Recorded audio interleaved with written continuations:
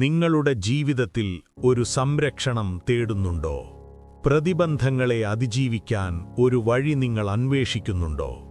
ഐതിഹ്യങ്ങൾ നിങ്ങൾക്കായി ഒരു ഉത്തരം നൽകുന്നു. പാർവതീദേവി തന്റെ ശരീരത്തിലെ മഞ്ഞൾ കൊണ്ട് ഒരു രൂപമുണ്ടാക്കുകയും അതിന് ജീവൻ നൽകുകയും ചെയ്തു. അങ്ങനെ ഗണപതി ജനിച്ചു, പാർവതിയുടെ മകൻ.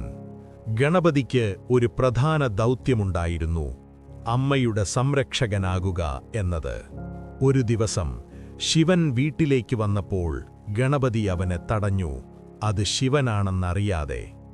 ഇത് ഒരു വലിയ പോരാട്ടത്തിലേക്ക് വഴി തെളിയിച്ചു. ഒടുവിൽ ശിവൻ ഗണപതിയുടെ തല വെട്ടിമാറ്റി. പാർവതീദേവി ദുഃഖിതയായി.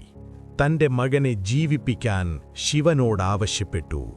അങ്ങനെ ഗണപതിക്ക് ആനയുടെ തല ലഭിച്ചു. വിഘ്നങ്ങൾ നീക്കുന്ന ദൈവമായി അവൻ അറിയപ്പെട്ടു.